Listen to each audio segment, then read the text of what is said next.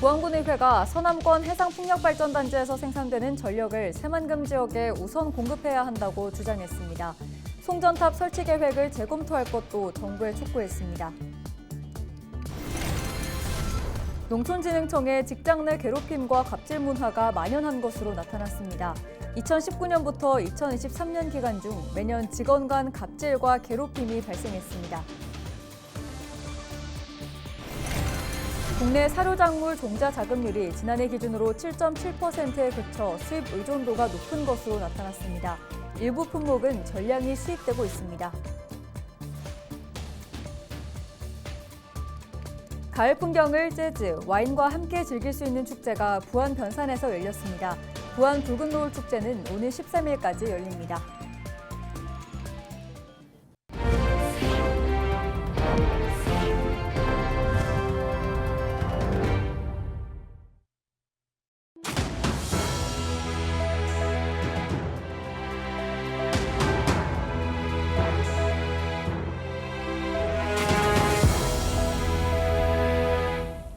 시청자 여러분 안녕하십니까? 헬로티비 전북뉴스입니다. 부안군의회가 서남권 해상풍력발전단지에서 생산되는 전력을 새만금 지역에 우선 공급하고 송전탑 설치 계획을 재검토할 것을 정부에 촉구했습니다.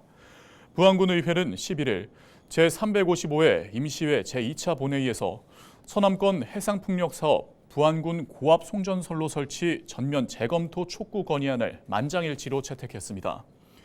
의회는 해상풍력단지에서 생산된 전력이 수도권으로 먼저 송출될 가능성이 매우 크고 고압 송전선로가 철탑으로 건설되면 부안군 관광사업은 붕괴된다고 우려했습니다. 농림축산식품부 산하기관인 농촌진흥청에 직장 내 괴롭힘과 갑질 문화가 만연한 것으로 나타났습니다.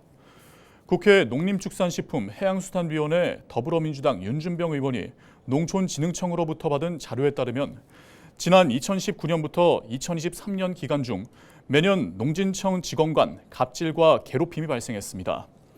피해 신고 대부분은 모욕적 언행이나 부당한 업무 지시, 비인격적 대우였으며 불필요한 신체 접촉이나 폭행도 있었습니다.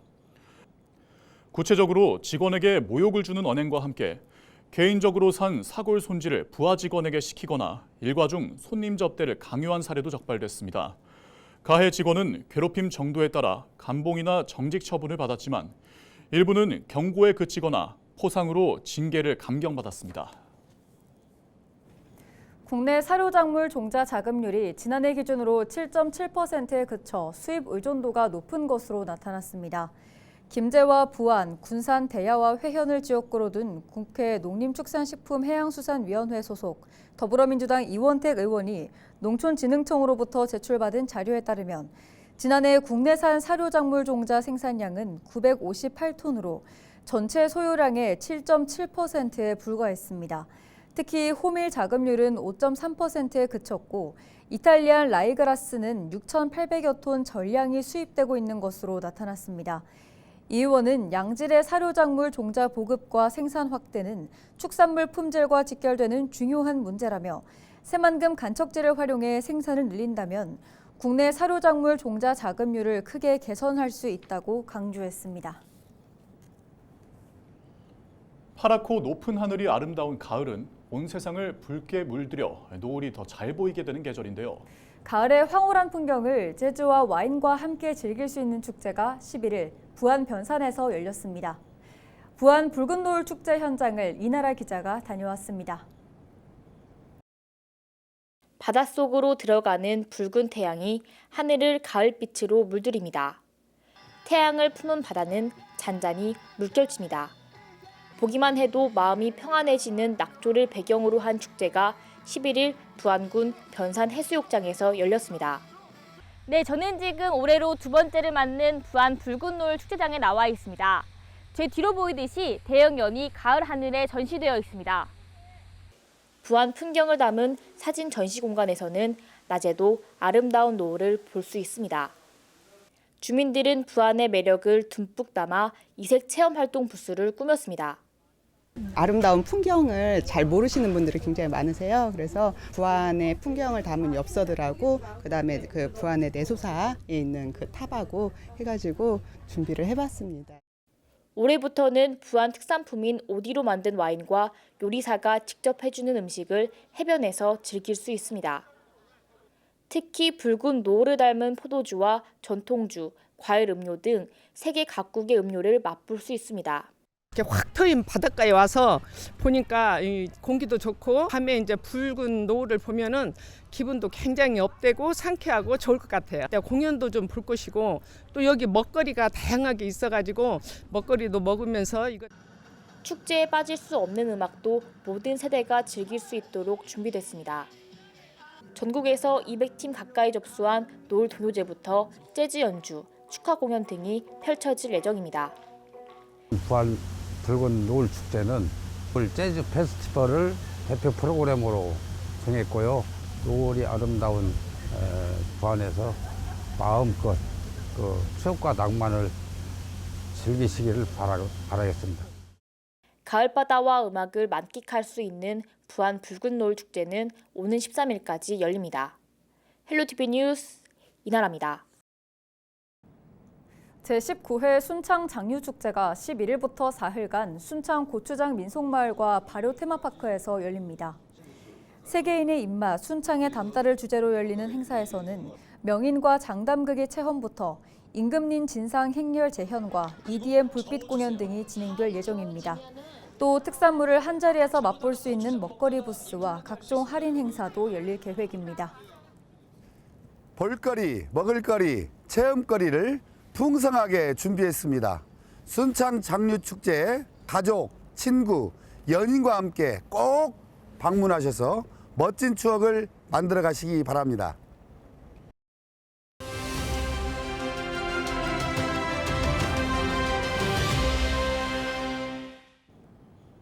후반기 원구성을 마무리한 김제시의회가 의정 활동에 나선 지 100일이 지나고 있습니다. 기대감도 컸지만 우려 섞인 시선도 있었는데요. 정명기 기자가 서백현 의장을 만나 얘기를 들어봤습니다.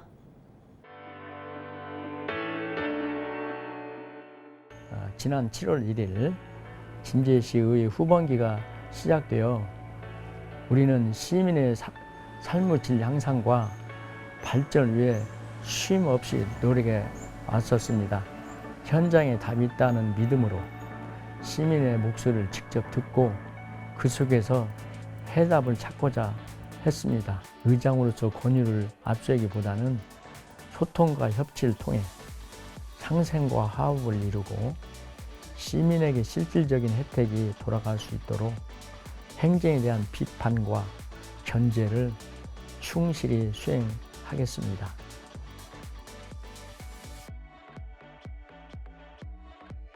그 부분은 우리 시민들도 그런 것을 우려하는 사람들이 있고 또 걱정을 하는 분도 있는데 저희들은 의원으로서 말하자면 그 책무는 시민을 진정으로 대표하는 것이고 두 번째는 정당의 일원으로서 역할인데 같은 정당 소속이라고 해서 견제 기능이 악화되는 것은 아니고 오히려 우리는 같은 정당이기 때문에 더욱 엄격한 잣대로 집행부를 살펴보는 자신감을 가지고 있다고 하는 것을 말씀을 드리고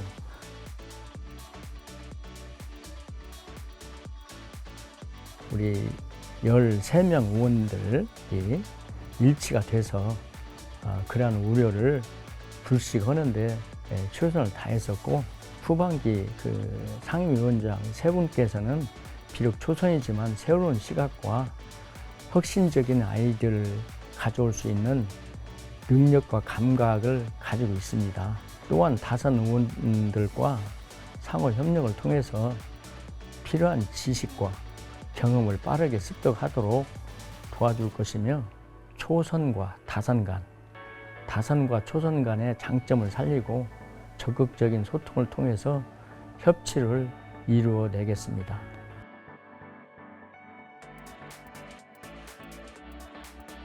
사실은 이제 전국적인 현상인데 우리 시도 마찬가지로 인구 감소와 지역 소멸 위기 특히 우리 김제시는 새만금, 관할권 문제, 농업 경쟁력 확보 등 여러 도전과 과제가 있습니다.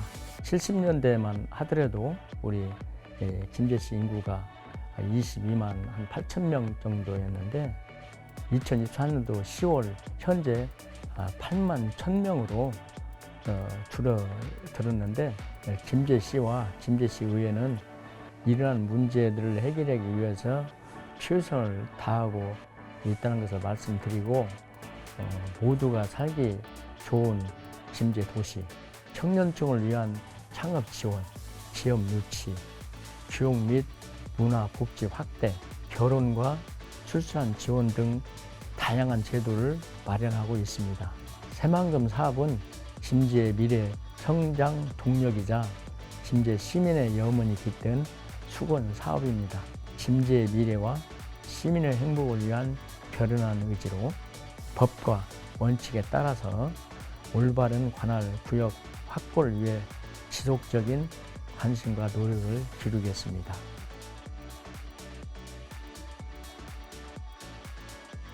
지금 이 순간 중에도 어려운 분들에게 도움을 드렸을 때가 가장 큰 보람이었고요. 현재 가장 어려운 분들이 누구인지, 어떤 지원이 필요한지 깊이 고민하고 있습니다. 특히 저소득층과 소요 계층에 대한 지원과 배려는 필수적이며 이를 위해서 정성을 다할 것입니다. 후반기 의회 슬로건이 시민이 행복한 김제, 최강의회, 현장의회, 스마트 의회를 실현하기 위해서 시민의 목소리를 소중히 여기고 신뢰받는 의장이 되겠습니다. 정읍시의회가 농민의 생존권 보장을 위한 쌀값 안정화 대책 마련을 촉구하는 건의안을 채택했습니다. 건의안에는 지난달 15일 기준 산지 쌀값은 80kg에 17만 4,904원으로 지난해 10월보다 19.6% 떨어졌다며 정부의 쌀값 20만 원 이상 유지 대책 마련을 촉구하는 내용이 담겼습니다. 또 쌀값 하락의 주범인 쌀 수입을 중단할 것과 쌀 수급 안정을 위한 중장기적 정책 수립도 요구했습니다. 김슬지 전북특별자치도의회 의원이 지난해 새만금 세계 스카우트 잼버리 개최를 위해 지어진 글로벌 청소년 리더센터의 활용을 위해 지난 10일 간담회를 열었습니다. 김 의원은 460여억 원이 투입된 글로벌 청소년 리더센터가 지난 6월 준공됐지만 애물단지로 전락할 위기에 놓였다며 도의회와 전북자치도, 교육청이 협력해야 한다고 밝혔습니다. 간담회에는 김정기 도의원과 전북자치도, 도교육청 관계자 등이 참석해 글로벌 청소년 리더센터 진행 상황을 점검하고 앞으로의 활용 방안을 논의했습니다.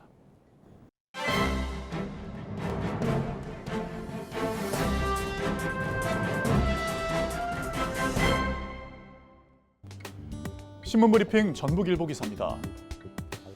전북의 수건이자 대표 현안이었던 SK 데이터센터 문제와 정부 여야의 공통 공약이었던 재상금융 중심지 관련 이슈가 올해 국정감사장에서 설 자리를 잃어버렸다고 합니다.